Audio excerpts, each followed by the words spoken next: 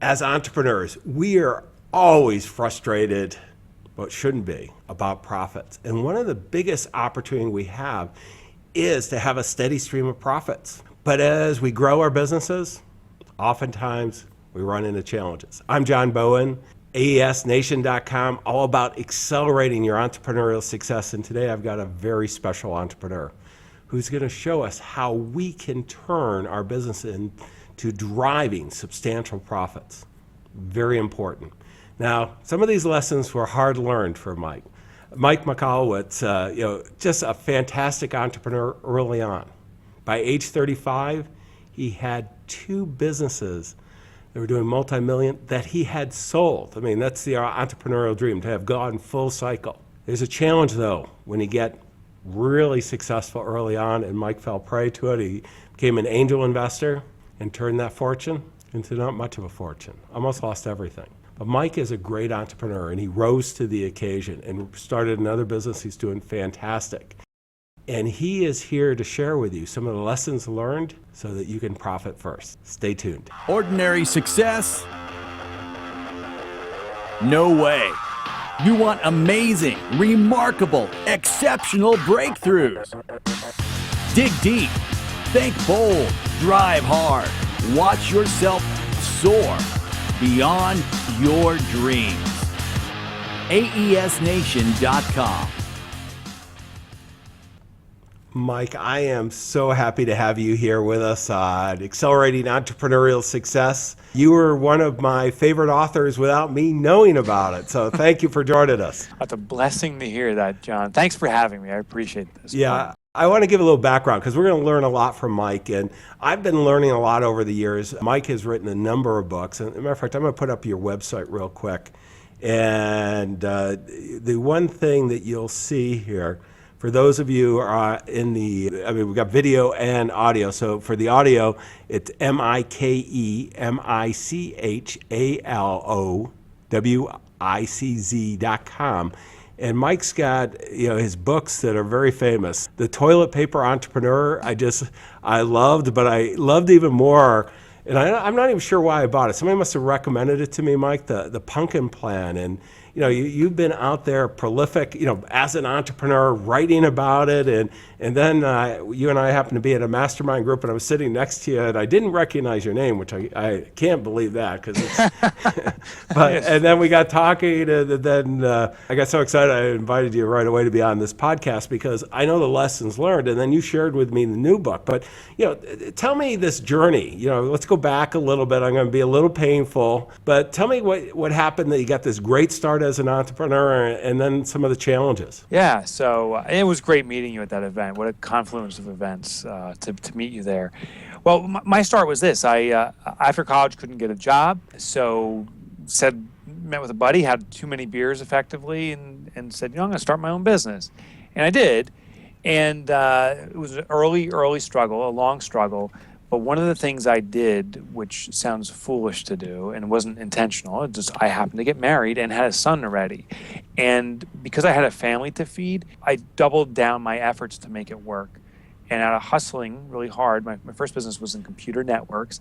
I was able to grow it to a point where it was acquired through private equity. My second company, then I said, I think I have let's stop for a second. I mean, having a business that, computer networks, there's a little bit of competition. You're working at a high level. You create a business. You sell it to a private equity firm. I mean, that's pretty heady stuff at that point.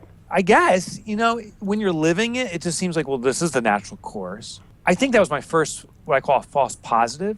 Like, I was like, of course this is how business operates. That's just how it works for everybody. You just grow it a few years, sell it, and then you go on. Yeah. I bought it, John, I can't tell you how much I bought into that formula. Pump it and dump it. Like, that was my favorite thing to say.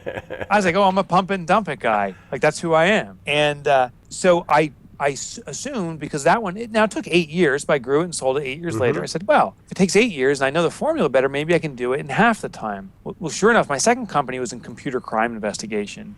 I opened the doors. 6 months later, Enron hits. Right place, right time. I get the phone call. My business, we didn't do the entire Enron trial, but we did a significant portion of it. My business went from a no-namer to on the map, and 2.5 years later, that got acquired by a Fortune 500. And it was at that point I said, this is the formula. Yeah. Pump and dump, man. 8, 4, let's go for 2 bigger years. Yeah. Yeah, and you know what? I felt, victim isn't even a fair term. I became so arrogant without realizing it. I was like, I have the Midas touch, man. Anything I touch turns to gold. I'm a genius. So at that point, I said, I'm going to be an angel investor, because now I'll start all these companies. I just touch them, and these companies I start will just explode in growth, and like I'll be a billionaire. I was calculating, by my 40th birthday, I think I'll be worth a cool $1 billion or $2 billion. I almost say it in a jovial way. Inside, I was like Gordon Gekko, this callous, cold guy. I started 10 companies, invested in 10 companies as an angel. I now lovingly call myself the angel of death because I sucked at it.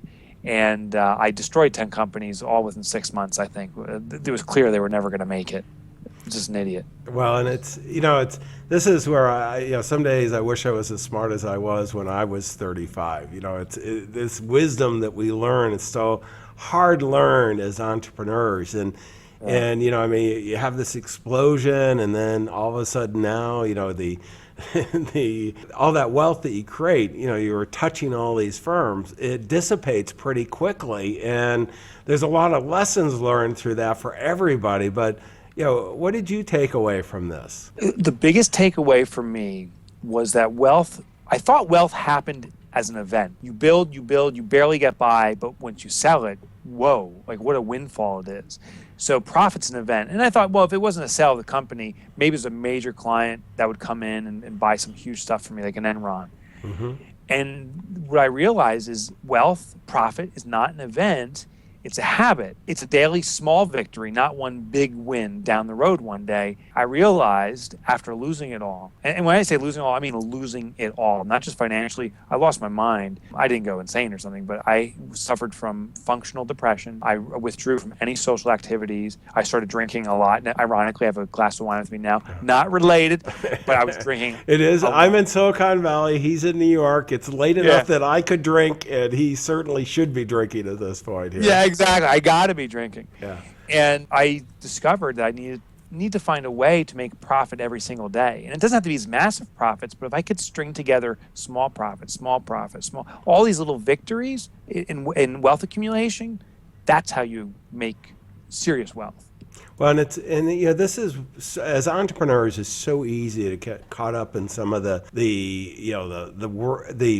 books, and not your book, but other books on how how we can grow our business just dramatically, and profits don't matter. I can still remember during the internet days, where before the internet bubble, I was having some of my good friends living out here in Silicon Valley telling me, forget about profit. It's eyeballs. You want to be able to calculate the number of eyeballs looking at your stuff, and it's just.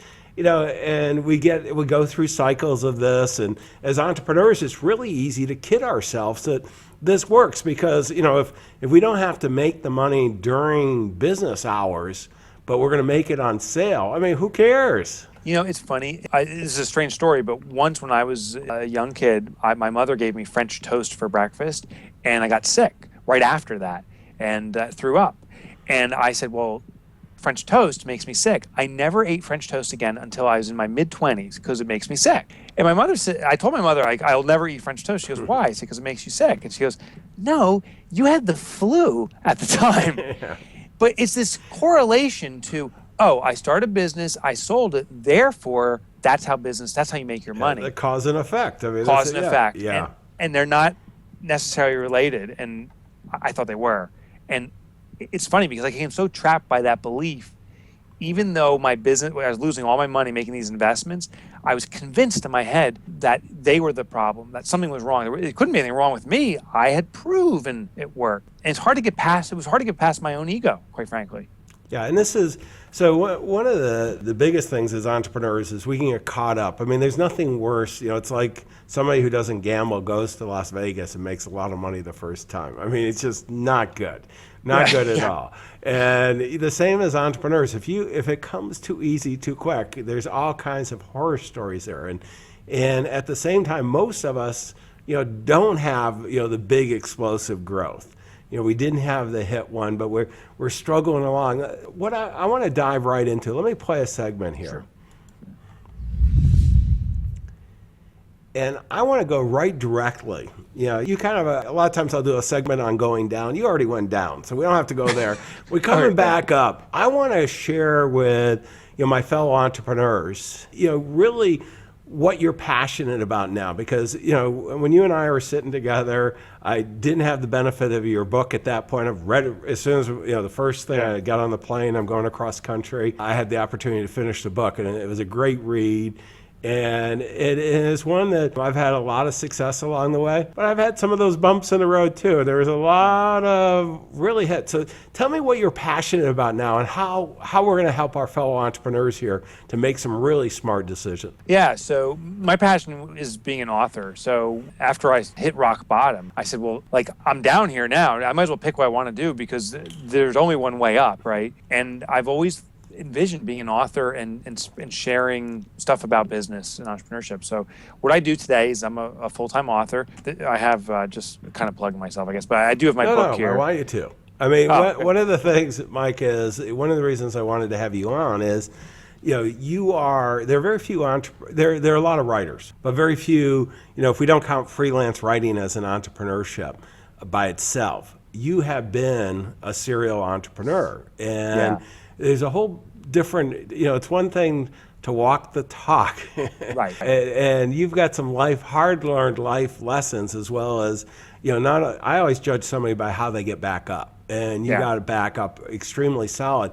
And what I love is you share that story and the lessons learned, and they're pretty powerful, and you're a great writer. So go ahead and hold that book up again here. There you go. So so this is the newest one of many books I've written, so this is Profit First. And what I discovered, and kind of what the thesis of this book, and what I'm trying to share now, is that GAAP accounting is harming business. That's my thesis. I use the Johnny Cochran, GAAP is crap, like the glove don't fit, you must have quit. GAAP is crap. And what I mean by that is that GAAP, generally accepted accounting principles, the core formula is sales minus expenses equals profit. And while that logically makes sense, I mean, you have to sell as much as you can, you incur expenses to support your infrastructure and to care for the sales, and the remainder is profit. If you think about how we behave, profit is a remainder. It's a leftover. It's an afterthought. And we're very much a now society. We look at the first thing. So what's the first thing? Sales. And what happens, John, is most businesses, most entrepreneurs I know, we sell like crazy, sell. We incur expenses to keep the sales going and grow the sales. And profit is a one-day thought. Well, one day I'll be profitable. Someday I'll make it. And it's an afterthought. And profit never happens. I can't tell you how many companies I know that live check by check. And these aren't like startups. These aren't like $1 million companies. These are $5, $10, $50 million companies that are surviving check by check. Yeah, these guys, they have a $3 million nut every month, and are surviving check by check. Yeah, and I think this is so important. So, I mean, I'm sure many of you listening have been at that point. Hopefully you're not there now, but you may be. And it's so easy to fall prey to this and, drive sales because, what do we talk about when we get together with entrepreneurs? How big is your firm? How big are you? It's not number of employees. It's not certainly profitability. We don't talk about that, unless it's real close friends. What we talk about is gross sales, and we measure, how big is yours, how big is mine type thing, and it's crazy. Isn't that funny? That's always the question. And sometimes it is like, so how big are you? Other times it's like, how many employees you got? Because I'm trying to back figure your revenue. It's always top line focus. And if you look at the magazines, all the stuff we read and the stuff about entrepreneurship, it's always top line conversations. Mark Zuckerberg grew $1 billion company. You should be next Mark Zuckerberg. Look at this company. They've acquired this company. Now their revenue is this size. It's always size. And profit's never talked about, yet that's the most important thing. It's almost absurd. Well, and we do value growth, but we don't value unprofitable growth. And you got to have both. And one of the things that I look at this, and I mean I have fallen prey to this. And I was reading Profit First on the way back and loving it, and then there were moments I didn't like because it was bringing back. You were telling your stories, and my stories were coming up, and our fellow entrepreneurs, we all have these stories. And it's when we forget the basics, and this is the concept of GAAP being crap. I mean GAAP. I mean it is what it is, and what it is it has us focus on, top line, and then it's so manipulative. We can, as we get bigger firms, we can be more creative on the accounting. And we get forced into accrual and all this other stuff. And at the end of the day, we run out of cash. And I don't know about you, your experience with running out of cash. I've done it a couple of times. It's not good. It's not good. It's painful. Yeah. So what I propose is, I'm not saying GAAP shouldn't be used. We need to. It's mandated actually by law. The SEC or the enforcement entity requires us to do that. But I have a plug-in, and what Profit First is simply changing that core formula from sales minus expenses equals profit to sales minus profit equals expenses. And in other words, I'm saying when you sell, immediately take a predetermined percentage, 5, 10, 15, 20% of that inbound revenue and reserve it for profit. Literally put it into a physically different account. And what this does, it's pay yourself first. It's nothing new. It's the pay yourself first mentality applied to business. But what this does is now it reduces the amount of money that's available for expenses, and our behavior as owners, as leaders for our company starts to shift. We see that there's less money available. And now we figure out ways to get things done with less money. Yeah, it's such a fundamental change, and it's we've all had experience. Most of us. I grew up in the financial services industry. Paying ourselves first 10%. I don't know how many times I told people to do that, and it works. I mean, it's just an amazing thing, and I have done it in business, Mike, and when I haven't done it, I've gotten myself into trouble. When I have taken a predetermined percentage and we say, hey, and particularly those of you, I found this to be extremely valuable when I was a primary owner or the only owner of the business, because, then you can get in the guilt of maybe you're making too much money and everybody else. Right. And by going and doing the research of what is the right percentage that you should have, and communicating and making it transparent. You don't have to share salaries, but you can share with certainly your senior team. I'm out in Silicon Valley, so everybody shares everything. But, it just, all of a sudden, everybody gets it. That should be, you're acting as your venture capitalist. And if you have outside shareholders, this becomes even, probably equally important. Yeah, it's funny. I was working with a public company that, it's a pink slip, but they took this on.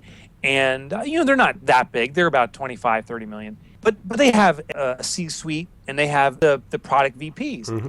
And what they said is, what used to happen is they get a project in, say it was $1 million project, and then the VP was given $1 million to run the project and asked, make it profitable. Now they say, we've predetermined we want to run a 15% profit on every project that comes in. What they do is they get $1 million in. They tell the VP, the product lead, that you actually have $850,000 because we already reserved our profit. Get it done with $850,000, and they're hitting their numbers every single time now just by taking the profit first. Yeah, and this is what we all work as entrepreneurs, is hit our numbers. Well, if you focus on sales, you hit those numbers, but why not focus on profit first? And this is where it was such a subtle message, and it's one that resonates with all of us.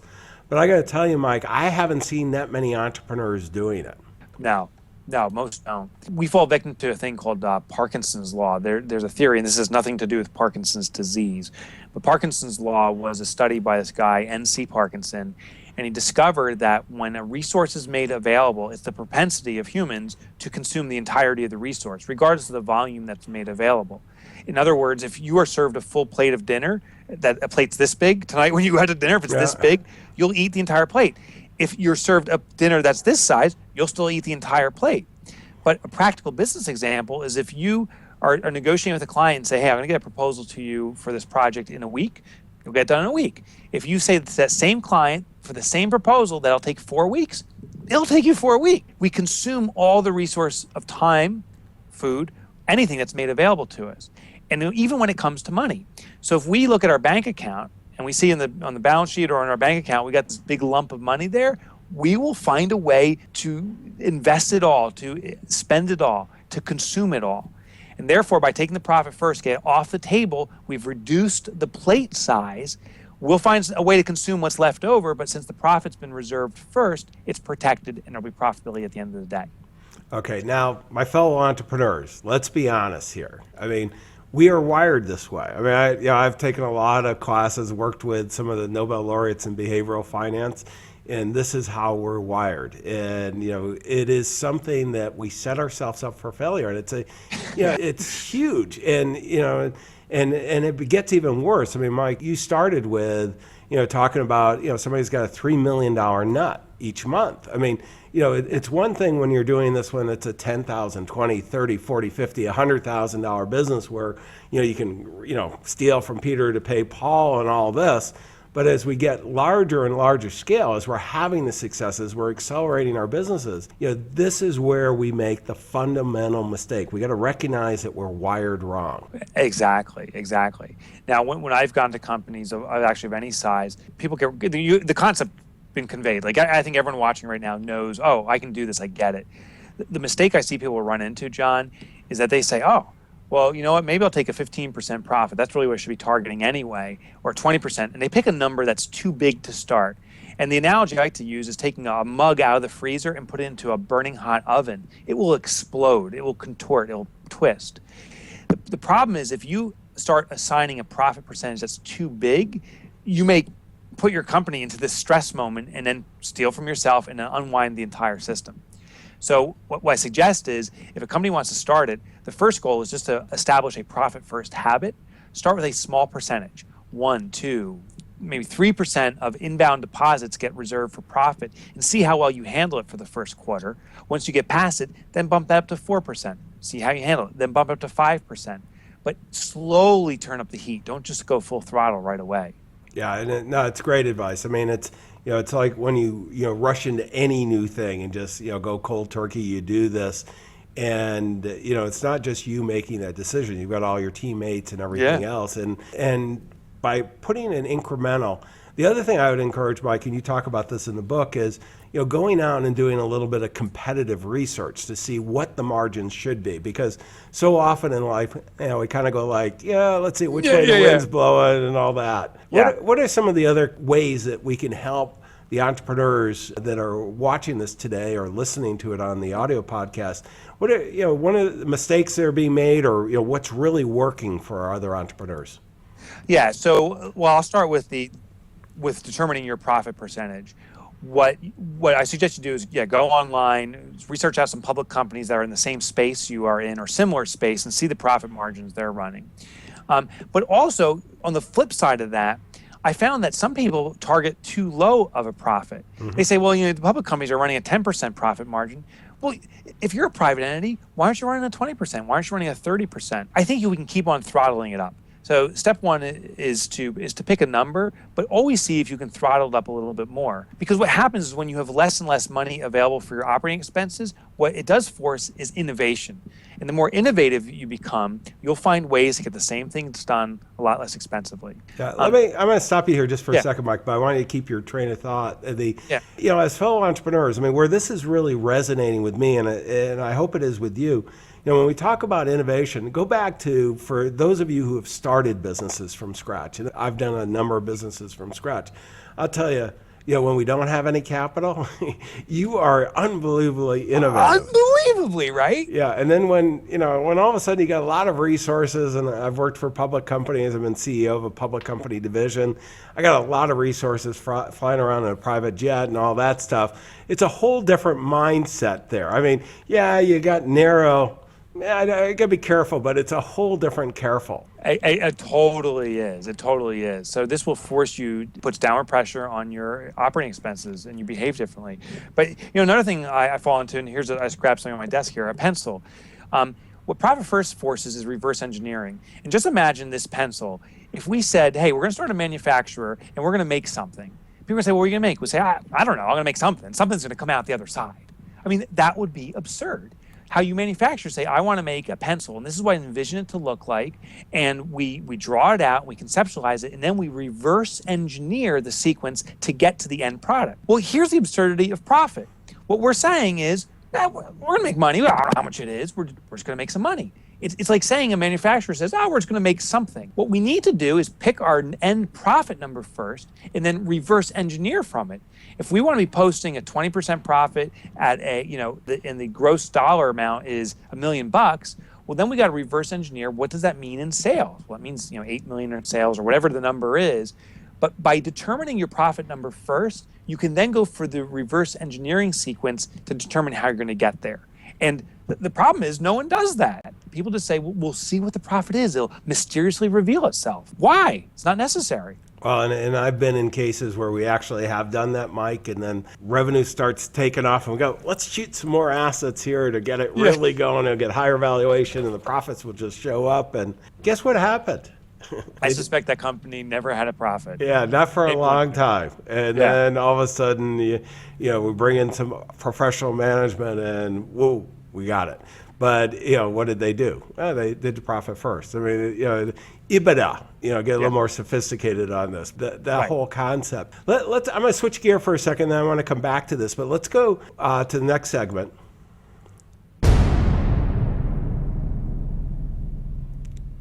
And this is the app of the day. What's on your smartphone you are a very disciplined guy. I've been really impressed, as I've gotten to know you now. And, I was impressed before I knew you with the books, but now even more so, Mike. And, what's on your smartphone you want to share with other entrepreneurs? I got it right here. First of all, Joe Polish. I know who's been on your show before. I don't know if you can see it. Yeah, you can't see it right now, but is it a sticker? His head is right there. If you can see his head. Oh, yeah, you can. Yeah, you can see that now. Yeah, right up there. And my app is... Joe Polish is from Genius Network. I'm in his mastermind group. He's an unbelievable connector. Unbelievable connector. Unbelievable. My app is, I don't know if you can see that, it's a 7-minute workout. Let's see, I'm going to pull it up on the computer so they'll see that. But the 7-minute, you can go to 7minute.com. It's available on iPhone. I don't know, do you know if it's available on anything else? You're using... I'm just an iPhone guy, so I don't even... Well, what do you use it for? I mean, 7 minutes isn't a lot of time. It isn't a lot of time. It's a workout program, and purportedly it was studied by Harvard professors, which does impress me. And supposedly they determined that this workout regimen, a full cardiovascular and muscular workout, could be completed in 7 minutes if it was at a certain degree of intensity and a certain sequence of exercises. So they came up with this 7-minute workout of these 12 exercises you do. And it's 30 seconds, super, super intense, 10-second rest, and you go right to another exercise. And I've been doing it now, and it works. And what's really powerful about it is going to the gym takes an hour. Going for a run takes an hour. There's always a reason or excuse I have for not doing it. But 7 minutes is such a small amount of time. I literally can't even give myself an excuse for not doing it. Like, how can I not find 7 minutes to work out? So it's increased my workout frequency. I have no excuse not to do it. And I vouch to the intensity. It's an intense cardiovascular muscular workout. Really is. And I can tell the audience Mike's in great shape. So I will download this. I got a trainer coming over. He may not like it, but there's all kinds of studies of that. I guess I in the past I wasn't doing the right 7 minutes, so I'm going to get focused here. Yeah. Let's go to the next. Oh, go ahead. Prepared. Yeah, I'm saying just be prepared. It's still the one There's downside. A little bit. You actually have to do something. Yeah, you can't be drinking a beer while you're doing this. Like, you are going to work out hard. Yeah, no. Well, let's go to the next segment.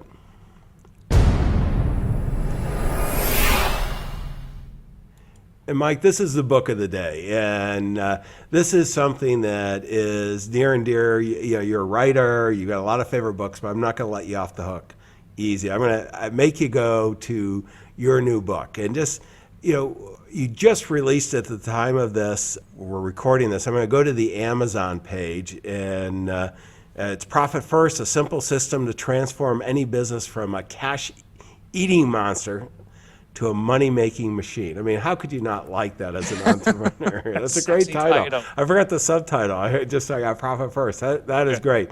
So just, what's in this book? Why should the entrepreneurs that are listening to this read this? Yeah, so if your business has run check to check, if you're posting anything below a 10% annual profit margin, I think it's suited for you. I wrote it for businesses of all size. I've had the experience of working after I got acquired, a $100 million plus division, and everything from a startup where I've been. So I explain the process of Profit First. And effectively, it's nothing new. but it's a combination, a blend that's new because it's applied to entrepreneurship. It's pay yourself first, matches, the grandma's old envelope system where she put money into different envelopes for different purposes, matches removing temptation. Like, if you keep junk food in your house, you're likely to eat it, but if you get it out, you won't. How to handle profit and get it out of being a temptation so you can steal from yourself.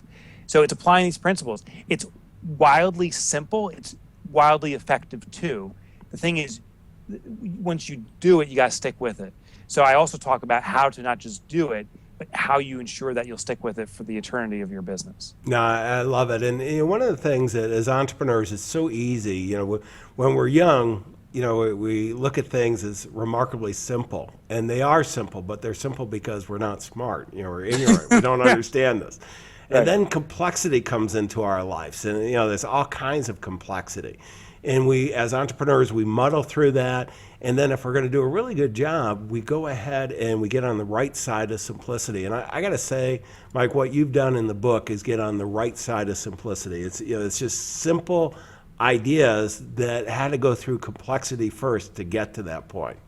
Yeah, thank you. I really have. And I just encourage people, don't confuse simplicity with ineffectiveness. It is, because I've been doing this for myself. I mean, this was I wrote this because this was the salvation for my own financial troubles in my business and subsequently my life. Because ultimately, I think our business and our lives, we're almost like Siamese twins. We share a soul. And this is what right-sided me.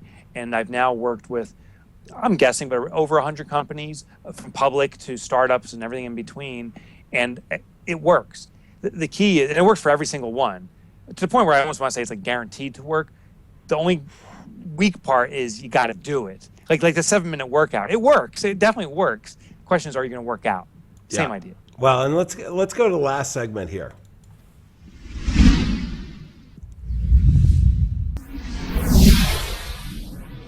Okay, I'm going to put you on the spot. This is the number one idea that you want to share with your entrepreneurial, like-minded entrepreneurs here. So the number one idea is to get started on this today. So I totally believe in analysis paralysis with any concept. So the number one thing I tell people is, once you understand the basics, you're going to learn the majority just by doing it, to the point where this sounds absurd. Like, to the point where you'll get more benefit of just doing it over buying my book. Now, I'm not saying don't buy my book. I hope you do. But the concept enough now that whoever's watching, I encourage you to set up the system where you're taking your profit first. And going through the experience is going to give you a radical mind shift to ensuring your business is highly profitable. Or if it's already been profitable, even more profitable going forward. So, Mike, what are the resources on your website? I just pulled up your website. Yeah, so I have a lot of free resources available. Go to MikeMichalowicz.com / I do like that you had the recording of your voice, Mike, too, so that everybody gets it right, including some of the mispronounced ones along the way. It's pretty entertaining. You got to go there just for that. You should go there. Yeah, there's a guy, Eben Pagan. I don't know if you heard of his name. Yeah. But he made a statement once that caught my attention. He said, "Make your biggest weakness your biggest strength." And no one knows how to pronounce my name, so I said, how is that my strength? And I realized if I can make fun of my own name, because I do anyway, it's naturally who I am. I think it's a weird name. If I can make fun of it, it'll actually educate people on how to pronounce it. And once they're empowered with that, they'll teach other people to pronounce it. So that's why I set that whole site up. Yeah, no, always deal with the elephant in the room. So it's always, great. Always. Right. So the resources is go to the website and go to /resources. So MikeMichalowicz.com /resources. And on that site, you'll find all the graphics and worksheets I have listed in Profit First in this book, but also from my other books, Pumpkin Plan and Toilet Paper Entrepreneur. And if you do elect to subscribe to my site, I share my 10 favorite and the most popular Wall Street Journal articles I wrote. No, this is great. I mean, they are great resources. I have downloaded many of them, Mike, so thank you. I want to encourage everyone else to go. There are a lot of entrepreneurs out there. There are very few that have walked along with you, that have had some of the challenges and risen and built great businesses going forward. But it's a handful that can really write well about the experience, and Mike can. Let me go to this last one.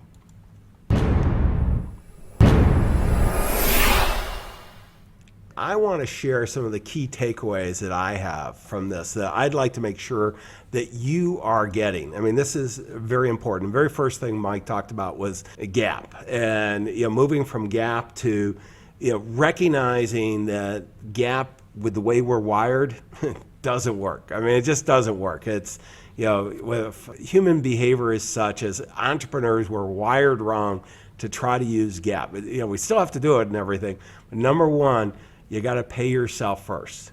Number two is this whole concept of, I like the idea, Mike, that you talked about. It's the grandmother approach.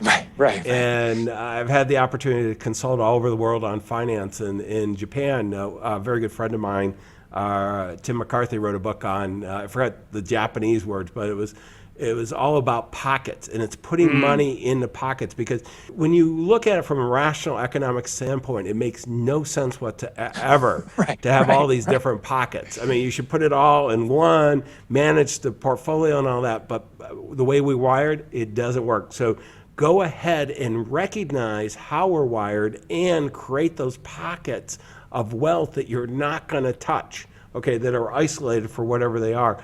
And then I'm going to go number three, and I thought, what we were talking about, I went back to my financial services industry. One of the biggest success, and we talked about this before we got on camera, was the 401k. I mean, look at your own 401k or any defined contribution plan you have, or your spouse, maybe working in a large corporate situation. The accumulation of wealth that's happened there is huge.